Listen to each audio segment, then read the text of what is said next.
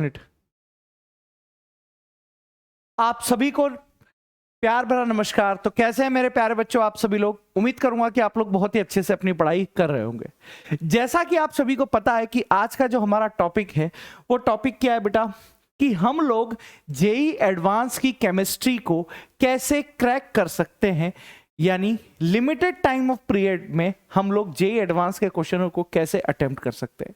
ये अपने आप में ही एक बहुत ही भयंकर टॉपिक बोल सकते हो, बहुत ही खास टॉपिक आप लोग इसको यहां पर बोल सकते हो। कैसे भैया?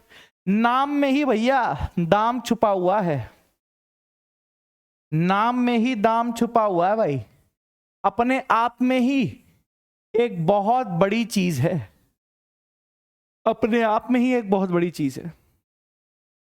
जिस व्यक्ति के नाम के आगे आईआईटी या आईआईटीएन लग जाता है उसकी वैल्यू अपने आप में ही बहुत ज्यादा हो जाती है बेटा।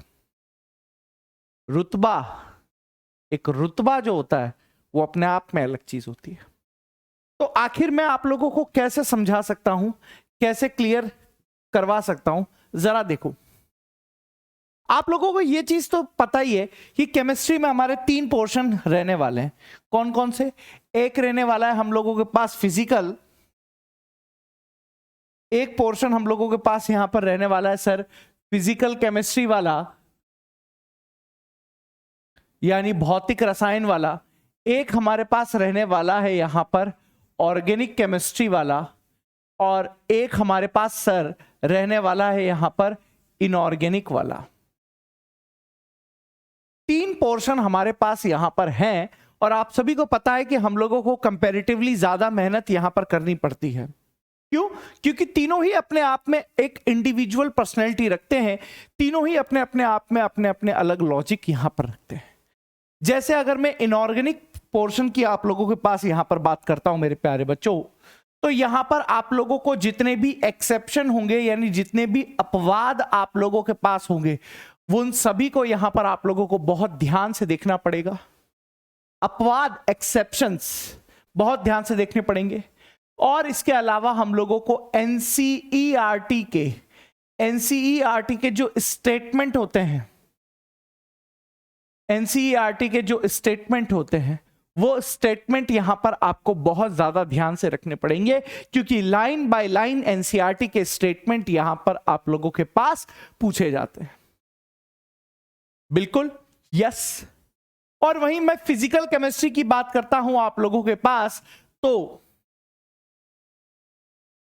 यहां पर आप लोगों को न्यूमेरिकल, यानी अगर मैं हिंदी में लिखना चाहूं आप लोगों के पास, तो भैया यहां पर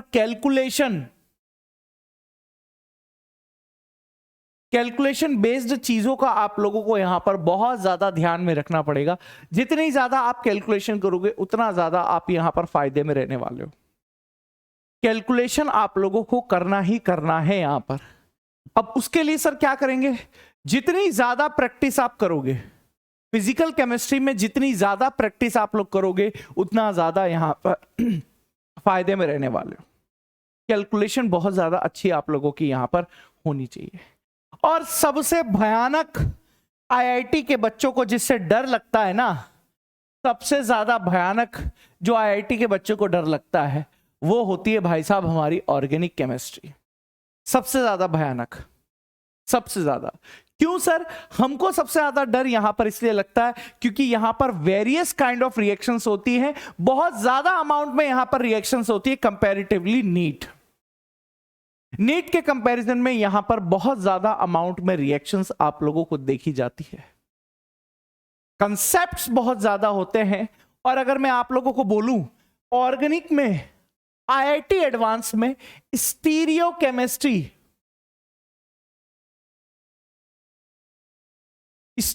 केमिस्ट्री का बहुत ज्यादा यूज आप लोगों के पास होगा। स्टीरियो केमिस्ट्री आप लोगों के पास जब भी अच्छा क्वेश्चन आएगा, लेंथी क्वेश्चन आएगा, स्टीरियो केमिस्ट्री आप लोगों के पास बहुत ज्यादा तरीके से पूछी जा सकती है। अब जैसे अगर मैं यहां पर बात करूं कि यहां पर पहला पॉइंट लिखा गया है कि अपनी प्रिपरेशन को सिस्टमेटिक रूप से कैसे तैयार करें, तो देखो बेटा यहां पर लिखा हुआ है कि फिजिक्स और इनऑर्गेनिक केमिस्ट्री में आप लोगों को फंडामेंटल कंसेप्ट्स को रिवाइज करना है। फंडामेंटल कंसेप्ट्स का मतलब यहां पर क्या हो गया सर? फंडामेंटल कंसेप्ट्स का मतलब हो गया कि जितने भी बेसिक पॉइंट आप लोगों के पास होते हैं फिजिक्स में, जितने भी बेसिक पॉइंट आप लोगों के पास होते हैं इनऑर्गेनिक केमिस्ट्री में, इन सभी फंडामेंटल कंसेप्ट्स को आप लोगों को बहुत अच्छे से तैयार करना है। जैसे फिजिक्स की अगर मैं बात करूं तो वेक्टर, इंटीग्रेशन, डिफरेंशिएशन, है ना, और डायरेक्शन का पता लगाना, डायरेक्शन के बारे में जानकारी होना, ये कुछ कॉमन टॉपिक ऐसे होते हैं जो फिजिक्स में हर जगह आप लोगों के पास लगेंगे। इन कॉमन टॉपिक्स का आप लोगों को यहां पर पता होना चाहिए। और इनऑर्गेनिक केमिस्ट्री में मैं पहले ही बता चुका हूं आप लोगों के पास कि पीरियोडिक टेबल और केमिकल बॉन्डिंग ऐसे दो टॉपिक होते हैं जो सबसे ज्यादा इंपॉर्टेंट आप लोगों के पास होते हैं। पीरियोडिक टेबल और केमिकल बॉन्डिंग, क्योंकि पूरी केमिस्ट्री, इनऑर्गेनिक केमिस्ट्री का जो 80% पार्ट होता है वो इन्हीं दो चैप्टर से रिलेटेड होता है। कौन कौन से लाला? हम लोगों के पास पीरियोडिक टेबल और केमिकल बॉन्डिंग। ठीक है सर। अब क्या लिखा हुआ है आगे कि अपने समय का एक बड़ा हिस्सा ऑर्गेनिक केमिस्ट्री में आप लोगों को देना है। देखो ये हकीकत है, ये एक कड़वा सच है, ये एक कड़वा सच है बेटा आप लोगों के पास। आपकी आईआईटी की तैयारी में ये एक कड़वा सच है, इसको आप लोगों को बहुत ध्यान देना है बेटा। क्योंकि भैया आप आईआईटी के स्टूडेंट्स हो तो नो डाउट आपकी कैलकुलेशन तो नीट वाले बच्चों से बहुत ज्यादा आसान लगती है आप लोगों को, यानी आप इजीली कर लेते हो, यानी फिजिकल केमिस्ट्री में आप लोगों को कोई परेशानी नहीं आती है।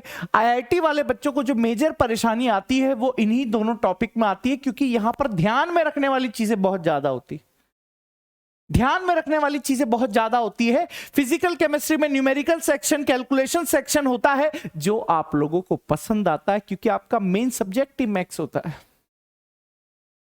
मेन सब्जेक्ट ही आपका कैलकुलेशन होती है। तो आपको ये वाला चीज तो बड़ी आसानी से यहां पर पकड़ लेते हो।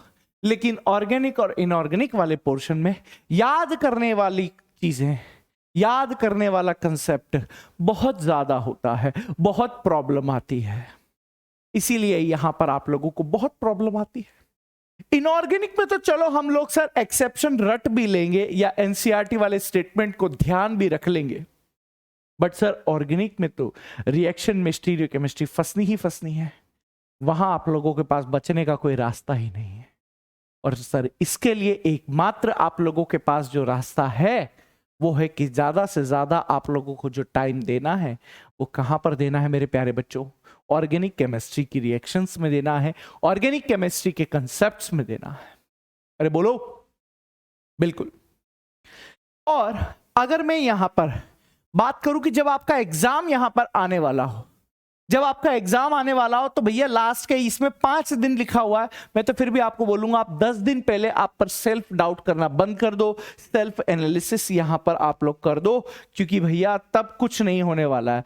क्योंकि अगर आप लोगों ने पहले तैयारी नहीं करी है, पहले तैयारी अगर आप लोगों ने नहीं करी है तो बाद में लास्ट के 10 दिनों पर बहुत ज्यादा कुछ डिफरेंस यहां पर आने वाला नहीं है। यानी आप लोगों को पहले ही दिन से अपनी तैयारी को स्टेप बाय स्टेप आगे बढ़ाना होगा, धीरे धीरे अपनी तैयारी को यहां पर जोर देना होगा, अपनी कमियों को और अपनी ताकत को दोनों को ध्यान में रखते हुए अपनी तैयारी को आगे बढ़ाना होगा। तभी आप जीवन में यहां पर आईआईटी को क्रैक कर पाओगे, तभी अपने सपनों को पूरा कर पाओगे। इसके अलावा ऑर्गेनिक केमिस्ट्री की अगर मैं बात करूं कि सर ऑर्गेनिक केमिस्ट्री के लिए क्या हम चीजें यहां पर कर सकते हैं, वो यहां पर देखिए, क्योंकि मैं ऑर्गेनिक केमिस्ट्री यहां पर आप लोगों को पढ़ाने वाला हूं आईआईटी बैच में, तो मैं आप लोगों को यहां पर क्लियर कर देता हूं कि क्या आप लोगों के पास रहने वाला है।